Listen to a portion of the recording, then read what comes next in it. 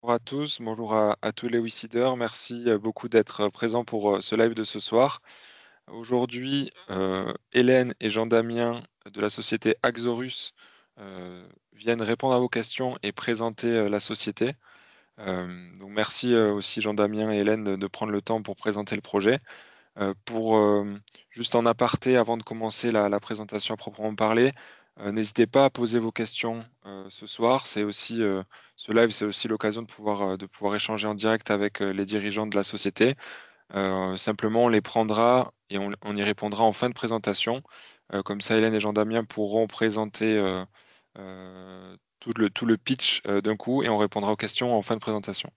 Donc voilà, Jean-Damien, Hélène, je vous laisse la parole. Très bien. Merci beaucoup Thibaut. Bonsoir à tous. Je suis ravi de vous présenter nos derniers résultats et les prochains projets qui vont être mis en place chez Axorus. Hélène, je te laisse peut-être te présenter rapidement et puis après je me présenterai, je ferai le reste de la présentation de l'entreprise. Bonjour à tous, je suis Hélène Moulet, je suis l'ingénieure en chef et cofondatrice chez Axorus. Donc, je pilote le développement de notre implant dont nous allons parler ce soir. Et donc, quant à moi, donc Jean-Damien Louis, je suis CEO de l'entreprise et cofondateur également. Donc, je vais vous présenter notre activité. Est-ce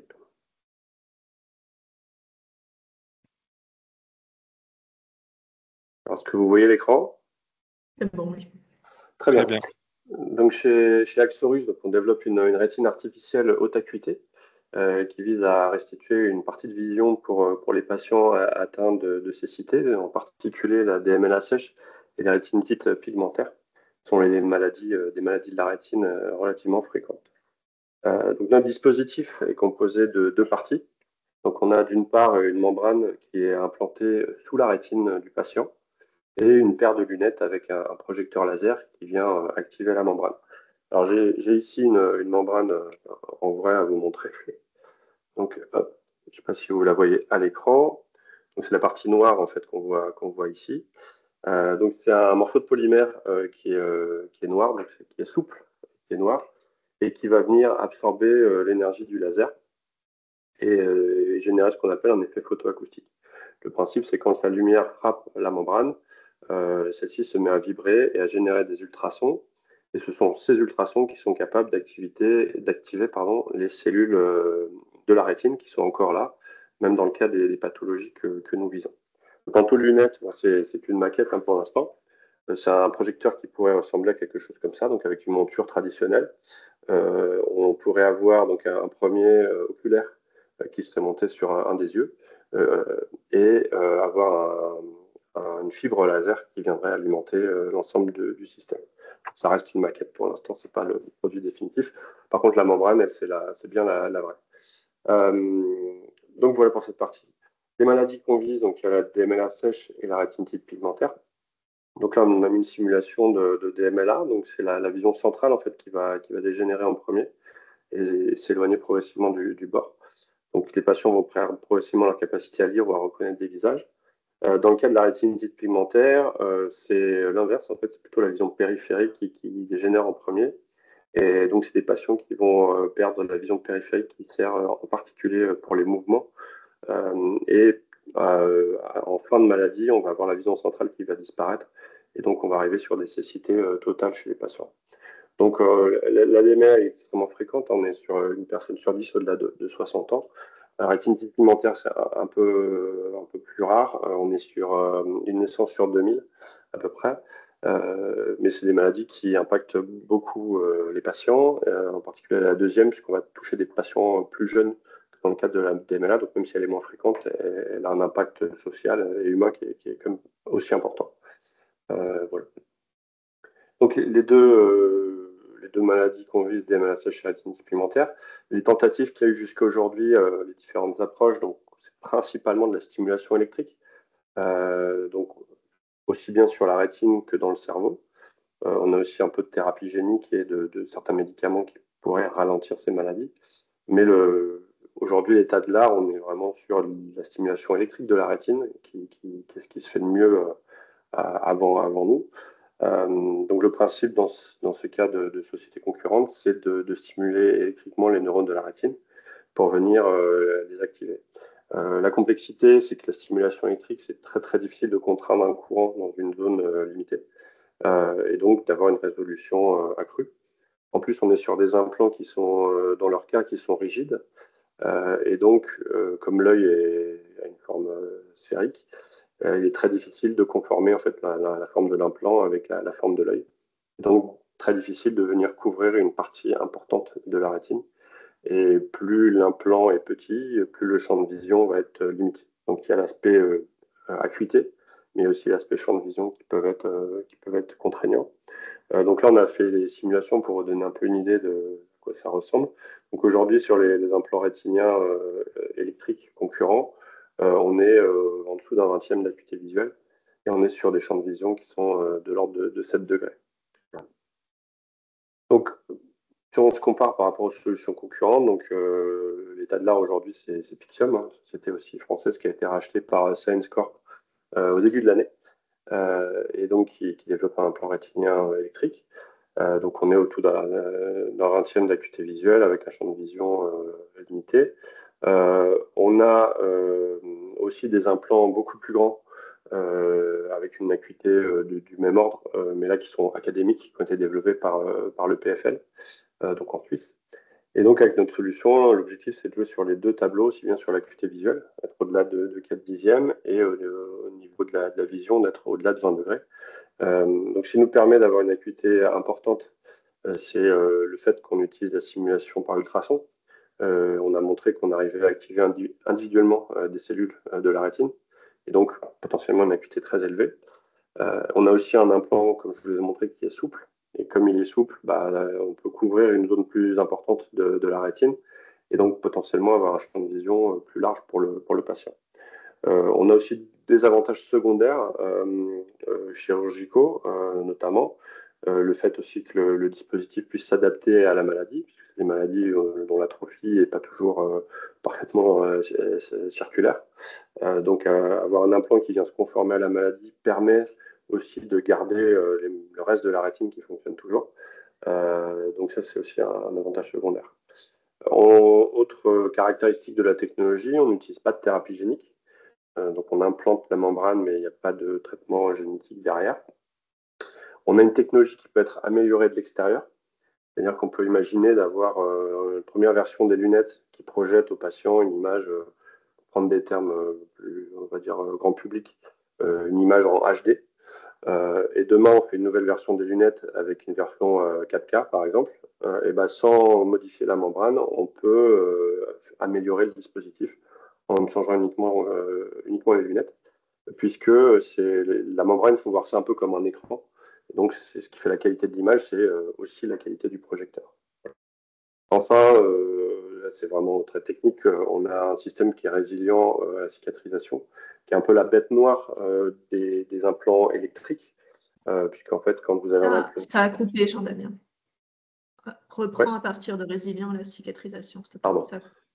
Donc, on a un dispositif qui est résilient à la cicatrisation, c'est un peu la bête noire des implants électriques, puisque en fait, quand vous avez un implant électrique, vous avez une électrode métallique rigide, et donc tout ça fait que le corps va avoir tendance à accumuler du tissu cicatriciel, du tissu conjonctif dessus, et rendre l'électrode inefficace.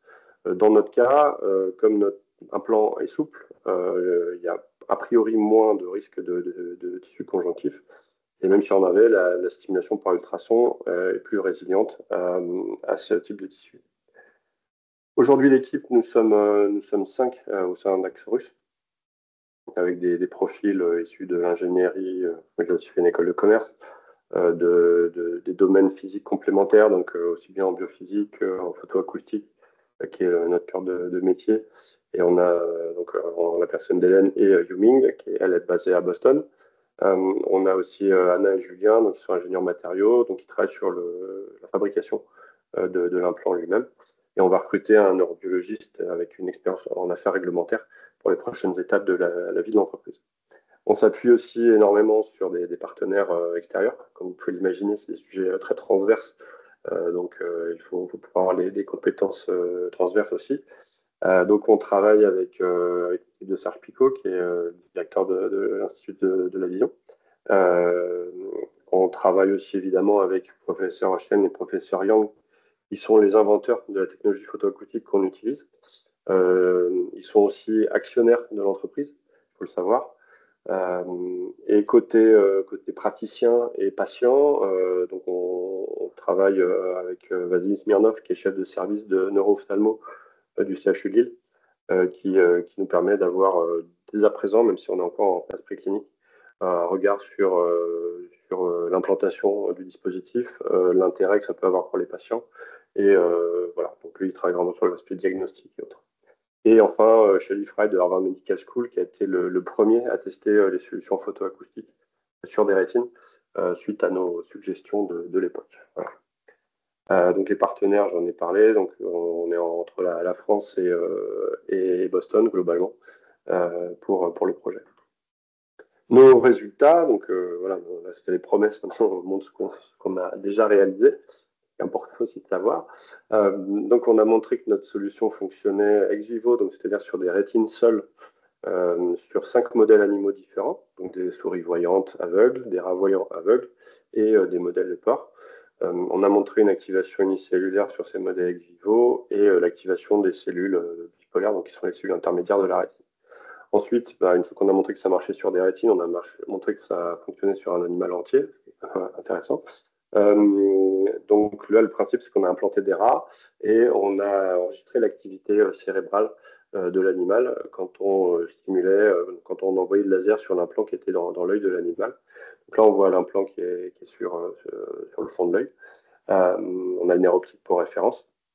Et donc, quand on envoie le laser sur l'implant, on regarde l'activation des aires visuelles dans le cerveau de l'animal pour s'assurer que la stimulation fonctionne, aussi bien d'un point de vue localisation et aussi d'un point de vue temporel.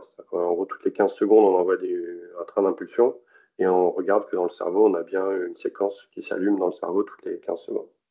On a aussi commencé à regarder la sécurité de l'implant. C'est des choses évidemment qu'on va devoir creuser davantage. Mais pour l'instant, tous les voyants sont au vert concernant la sécurité de l'implant, puisqu'il faut savoir que le matériau qu'on utilise pour fabriquer l'implant, qui est du PDMS pour information, c'est un matériau qui est utilisé généralement pour rendre d'autres implants biocompatibles. Donc là, c'est le matériau essentiel de notre membrane. Donc on a publié un article qui est disponible sur la fiche WICIT si vous le souhaitez, plus de détails techniques. Donc la vision de l'entreprise, donc là j'ai parlé beaucoup de la vue, ce qui nous occupe là, pour les prochaines années. Mais au-delà de ça, ce qu'on cherche à faire, c'est augmenter l'espérance de vie en bonne santé. Là, les technologies qu'on développe pour la rétine, elles ont vocation à terme à permettre aussi de résoudre d'autres maladies.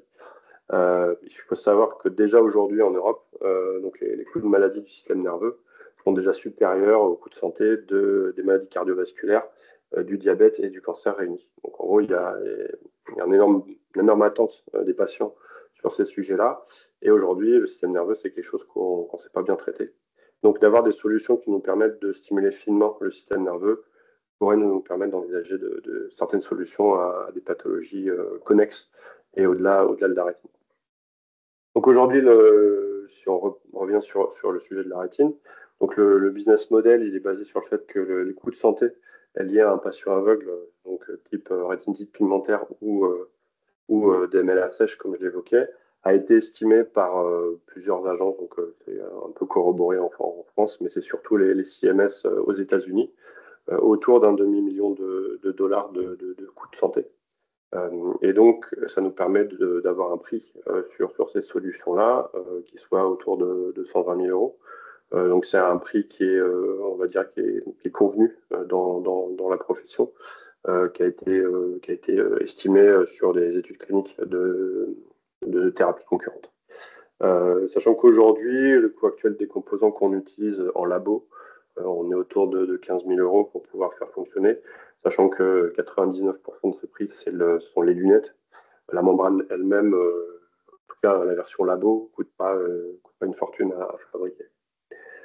Donc ensuite, là c'est plutôt le côté investisseur pur. Souvent c'est quelque chose qui est demandé, c'est savoir comment on atteint 1 milliard de chiffre d'affaires. Je parle bien de milliards. Donc là, l'idée, c'est plus de voir les hypothèses qu'on doit prendre pour l'atteindre et montrer qu'il n'y a pas d'hypothèse farfelue dans le lot. Donc, il y a à peu près 7000 chirurgiens de la rétine. Donc, on ne compte pas tous les chiro-ophtalmos. C'est une partie de ceux-là qui travaillent sur l'arrière de l'œil, sur la rétine. Donc, ça va être ceux qui travaillent par exemple sur les décollements rétiniens, pour donner un exemple. Donc, c'est une partie de la profession.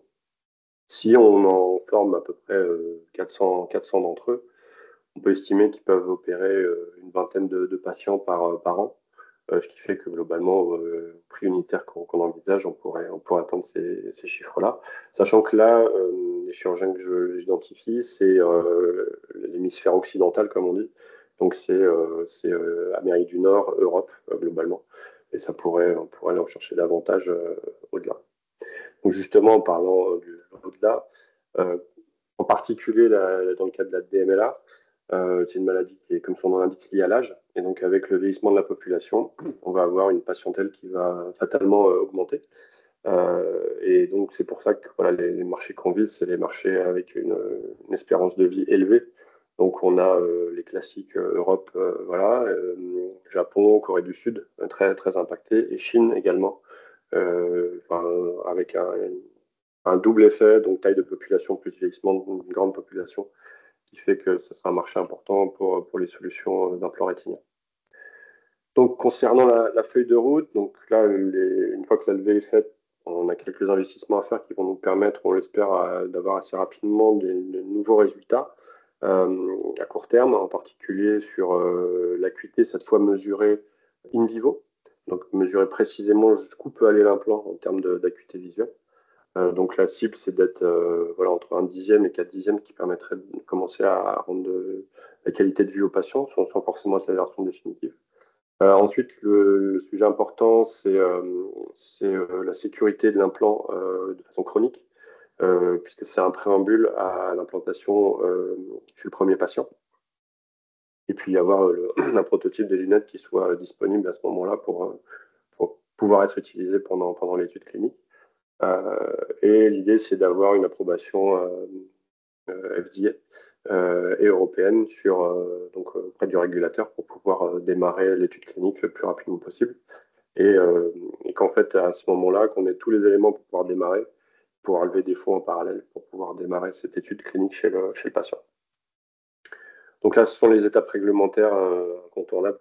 Donc là, dans les prochains mois, efficacité, on a déjà montré les grandes lignes. Sécurité, on va renforcer justement les résultats qu'on a obtenus et accumulés. Le dossier réglementaire, donc globalement, on doit décrire le dispositif, on doit établir tous les risques qu'on a déjà identifiés, ce qu'on fait au fil de l'eau aussi en développant le produit, et définir le protocole clinique. On a déjà de bonnes idées, on va pas réinventer beaucoup de choses, on va adapter ce qui existe déjà. Et ensuite, il y a tout le process d'approbation de la FDA qui est un peu similaire en Europe, avant une commercialisation du dispositif. Donc, le budget aujourd'hui qu'on cherche en partie à lever en capital, donc c'est un peu plus de 2 millions d'euros, qui nous permet donc, principalement d'investir sur essentiellement de la R&D, comme vous pouvez vous en douter. Donc, avec l'essai préclinique à terminer avec l'Institut de la Vision, l'optimisation fabrication des membranes avec nos amis américains et le projecteur rétinien lui-même, donc les lunettes pour les patients. Donc après, il y a des frais de brevet, des coûts réglementaires et autres généraux qui sont dedans. Donc sur cela, donc en capital, on est à 700 000. On a déjà levé 200 sur les 700. On a aussi un fonds qui suivrait un pour un globalement la campagne de WICID. Et on a déjà une subvention, alors elle est un peu plus haute que ça, en fait, on a 2 millions de budget sur l'aide au développement d'e-tech. Il nous reste deux tranches, une à 800 000 euros et une à 600 000. Donc là, dans ce budget-là, on a indiqué que celle à 800 000, mais on a encore une à 600 000 derrière qui attend. Et bien entendu, Crédit Impôt Recherche qui semble tenir les budgets du gouvernement. Donc ça s'est permis de l'inclure. Voilà. Donc voilà, je prête à vos questions maintenant si vous en avez. Parfait, merci beaucoup Jean-Damien et Hélène aussi pour la présentation. Effectivement, on va prendre vos questions. Est-ce que vous avez des questions du coup sur ce qui a été présenté? Et aussi le temps que les décideurs posent leurs questions. Moi, je vais commencer par en poser aussi. Euh, on a financé par le passé sur la plateforme pas mal de projets en santé, notamment de biotech, qui, on le sait, ont des phases réglementaires qui sont longues, compliquées. Euh, du coup, dans cette présentation, Jean-Damien, tu l'as évoqué avec l'accord par la FDA pour tester le produit. Est-ce qu'on est sur les mêmes euh, critères et systèmes pour pouvoir commercialiser l'implant et enfin, le produit, ou est-ce que c'est plus souple, on va dire, d'un point de vue réglementaire? Je laisse Hélène Alors, répondre. ouais. Alors, la FDA n'est pas particulièrement plus souple que l'Europe d'un point de vue réglementaire, mais administrativement, ils sont plus rapides. C'est-à-dire que ce qui peut bloquer en France, c'est par exemple, la FDA, on peut leur dire, nous avons fait telles études, est-ce que vous pensez qu'on a fait ce qu'il faut pour aller en clinique? Et dans les 90 jours, on a une réponse. Tandis que en Europe aujourd'hui, il faut se présenter une fois qu'on a tout fait à l'organisme notifié. Et s'il nous dit il vous manque des études ou vos études ne sont pas complètes, il faut les refaire. Donc en fait, on risque de perdre beaucoup de temps à devoir refaire des dossiers, refaire des expériences, tandis que la méthode FDA nous permet de bien anticiper et d'être sûr de tout faire une fois d'un coup. Donc ça nous permet de gagner beaucoup de temps. Et nous, on a un dispositif qui est extrêmement simple. La partie réglementairement compliquée à faire valider, c'est la partie implantable, pas la partie extérieure. Et notre implant est extrêmement simple dans un matériau qui est déjà utilisé dans un silicone de grade médical, donc qui est déjà utilisé dans d'autres implants, des implants pour le coup à la place du cristallin, pas sous la rétine, et ce qui nous permet d'avoir du recul aussi sur ce matériau-là en cas d'usage. Contrairement à nos concurrents qui ont dû tout prouver, parce qu'ils utilisaient un nouveau matériau qui n'avait jamais été mis auparavant dans l'œil.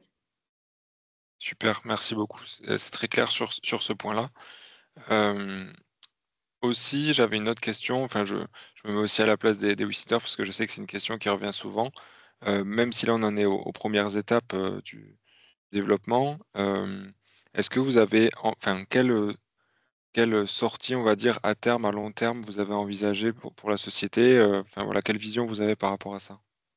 Alors, sur l'exit possible, donc il y en a deux un peu pas très originales sur cette partie-là. Donc, euh, le plus.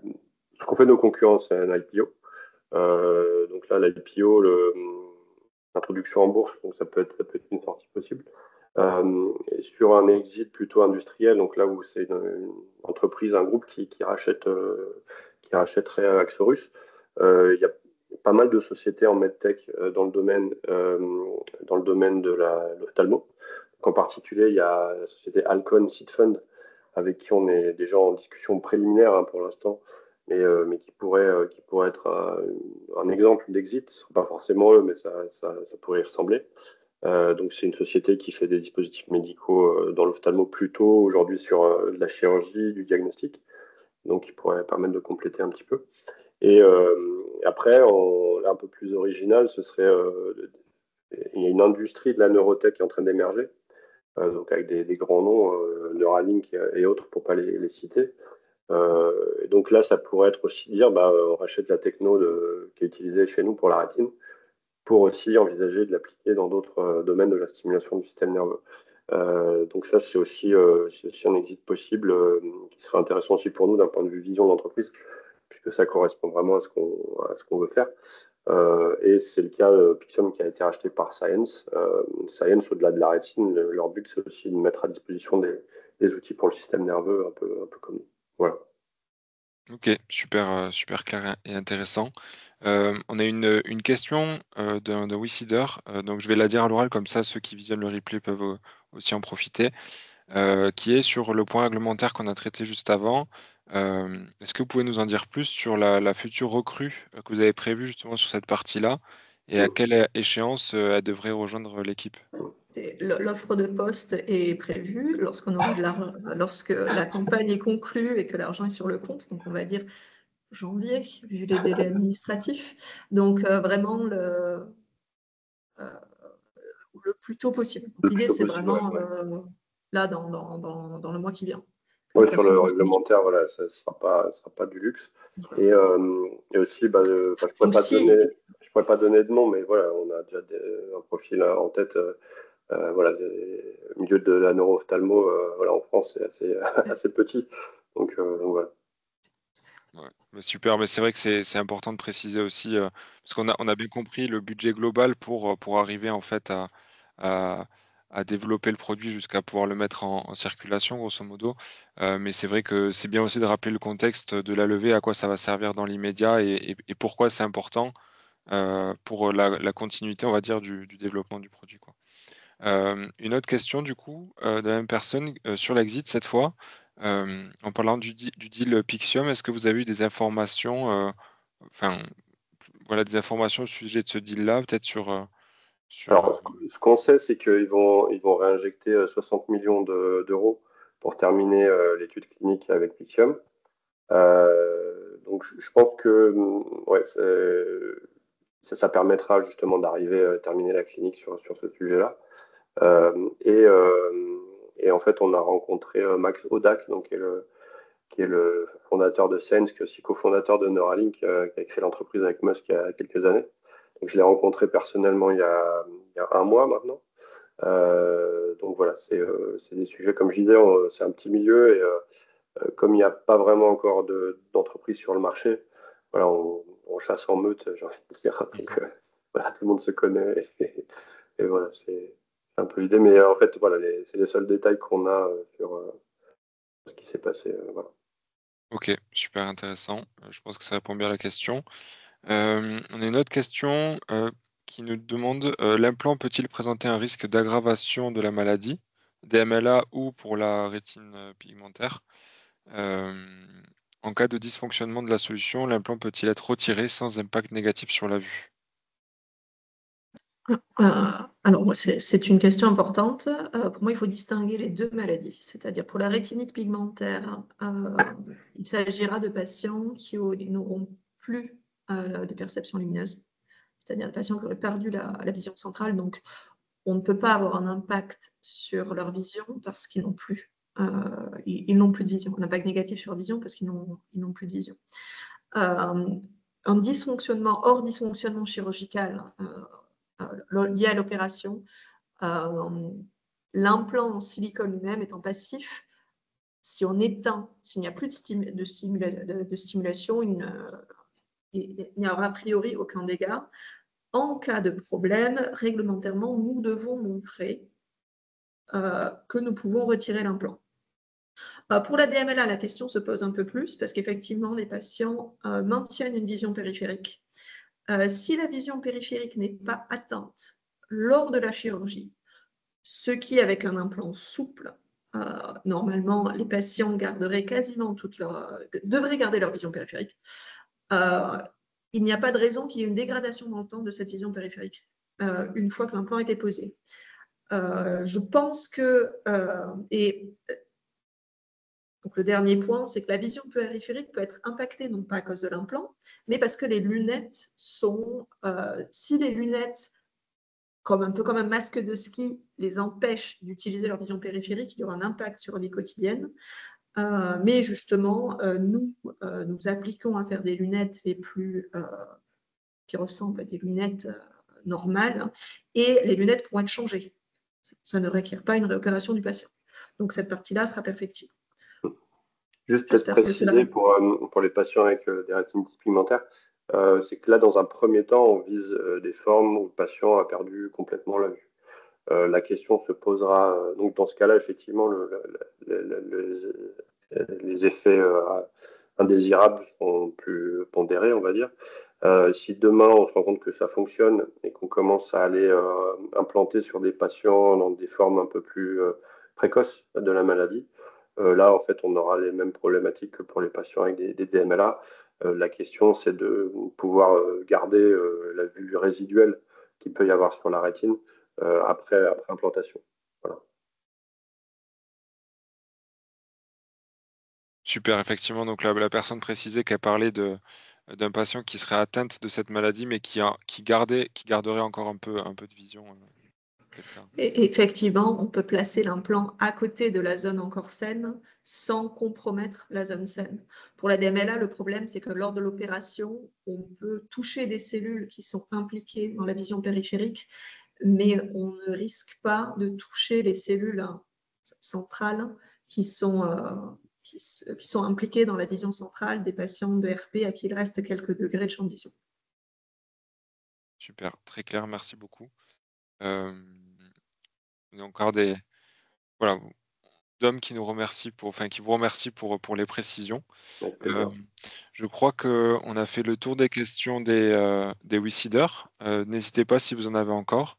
Dans un second temps aussi, si vous regardez ce live en replay, n'hésitez pas à poser vos questions sur la fiche projet. Je sais que voilà, Jean-Damien et Hélène y répondent toujours très rapidement. Axorus, la collecte Axorus va toucher à sa fin.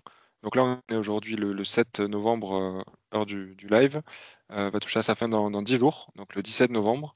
Il vous reste 10 jours pour pouvoir aider ce projet à être financé et cette solution qui, outre l'aspect financier, je pense, est aussi importante d'un point de vue de ce que ça peut apporter pour ces patients-là. Donc voilà, si vous êtes intéressé pour soutenir ce projet, que ce soit ici en live ou vous qui regardez le replay, n'hésitez pas à aller soutenir Axorus. Il reste encore une dizaine de jours pour participer à la collecte. Et vous l'aurez compris, vos participations sont très importantes pour le développement de la société. Est-ce que peut-être Jean-Damien et Hélène, vous avez un dernier mot à partager aux WeSeeders? Non, mais je me remercie gens qui ont participé à ce live et pour vos questions. Et merci aussi aux gens qui nous ont soutenus déjà sur WeSeed. On a encore beaucoup de travail pour pouvoir apporter ça sur le terrain et auprès des patients. Mais voilà, on est bien entouré et on a des gens qui nous soutiennent aussi bien techniquement que moralement pour y arriver. Donc voilà, merci à tous pour votre soutien. Voilà. Parfait. Merci à tous. Bonne soirée. À très Bonne vite. soirée, à bientôt, au revoir. Au revoir. Bonne soirée, au revoir.